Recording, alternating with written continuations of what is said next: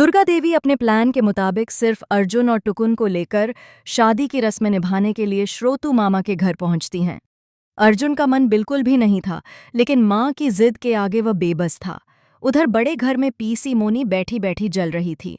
उन्हें दुर्गा देवी की बातों पर जरा सा भी भरोसा नहीं था। उन्हें लग रहा था कि दाल में कुछ काला है, इसलिए उन्होंने तुरंत पोल्टू को फोन पर बुलाया और कहा, श्रोतु मामा के घर जाओ और छुपकर नजर रखो कि वहां क्या खिचड़ी पक रही है। मुझे उस दुर्गा भाभी पर 1% भी भरोसा नहीं है। पोल्टू अपनी जासूसी वाली चालों के साथ वहां जाने के लिए निकल पड़ता है। उधर श्रोतु मामा के घर के अंदर का नजारा ही कुछ और था। दुर्गा देवी पहले से ही एक लड़की को बुला चुकी थीं, जो कि एक एक्टर थी और जिसे उन्होंने नाटक कंपनी से हायर किया था। उसे समझा दिया गया था कि वह लंबा घूंघट निकाले रखे, ज्यादा बात न करे और बस रस्में निभाती रहे। सबसे दिल तोड़ने वाली बात यह थी कि इस पूरे फंक्शन की जिम्मेदारी खुद अहाना ने ली थी। मेहमानों के आने से पहले अहाना रसोई के कोने में खड़े होकर अपने आंसू पोंछ रही थी। बाहर से वह बिल्कुल मजबूत दिख रही थी, जैसे उसे अर्जुन की दूसरी शादी से कोई फर्क नहीं पड़ता। लेकिन अंदर ही अंदर उसका दिल कांच के टुकड़ों की तरह बिखरा हुआ था।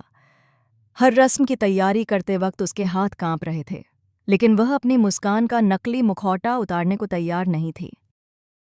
कुछ ही देर में अर्जुन, टुकुन और दुर्गा देवी वहां पहुंचते हैं। माहौल में तनाव साफ महसूस हो रहा था। अर्जुन बार बार इधर उधर नजरें घुमा रहा था। वह अपनी होने वाली दुल्हन को नहीं, बल्कि अपनी पुरानी बीवी अहाना को ढूंढ रहा था। अहाना मेहमानों की खातिरदारी में लग जाती है। वह चाय और नाश्ते की ट्रे लेकर हॉल में आती है। उसकी नजरें नीचे थीं, लेकिन जैसे ही वह अर्जुन के करीब पहुंचती है, उसका दिल तेजी से धड़कने लगता है। उसकी निगाह अर्जुन के उदास उतरे हुए चेहरे पर टिक जाती है। उसे यकीन नहीं होता कि यह वही अर्जुन है जो कभी उसकी हंसी की वजह हुआ करता था। तभी किस्मत अपना खेल दिखाती है। अहाना का पैर कालीन में उलझता है। वह लड़खड़ा जाती है। चाय की ट्रे हवा में उछलती है और अहाना गिरने ही वाली होती है कि अर्जुन बिजली की फुर्ती से उसे अपनी बाहों में थाम लेता है। दोस्तों, यही वो पल था जहां वक्त थम जाता है। चारों तरफ सन्नाटा, जमीन पर टूटे हुए प्याले और दो टूटे दिल जो एक बार फिर एक दूसरे से जुड़ चुके थे। अर्जुन की बाहों में अहाना और अहाना की आंखों में अर्जुन, दोनों ऐसे देख रहे थे जैसे सदियों बाद मिले हों। आंखों में दर्द भी था, शिकायतें भी और बेपनाह मोहब्बत भी। टुकुन, श्रोतु मामा और दुर्गा देवी यह दृश्य देखकर मन ही मन खुश होते हैं कि नफरत के नीचे दबा प्यार अभी भी जिंदा है। नकली दुल्हन भी यह ड्रामा देखकर मजे ले रही थी, लेकिन तभी पोल्टू वहां पहुंचता है।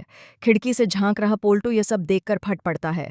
वह अंदर दौड़ता है और अर्जुन को अलग खींचता है। गुस्से में चिल्लाता है, अरे तुझे होश है या नहीं? तू यहाँ अपनी दूसरी शादी की रस्में निभाने आया है या अपनी पुरानी बीवी संग रोमांस करने?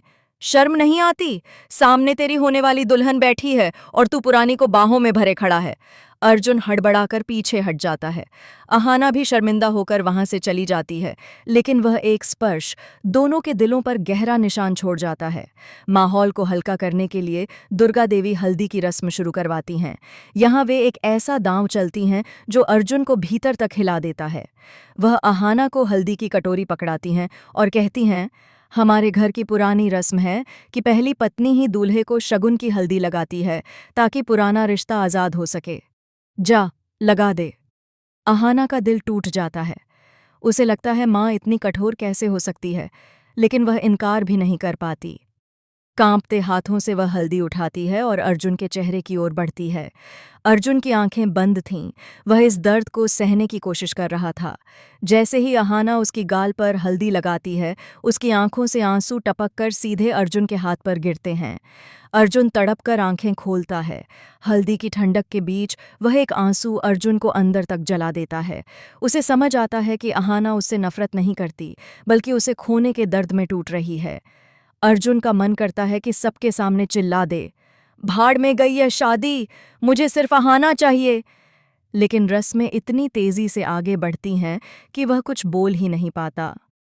रस्में खत्म होने के बाद दुर्गा देवी ऐलान करती हैं कि शादी कल ही होगी। सब अपने अपने घर जाते हैं।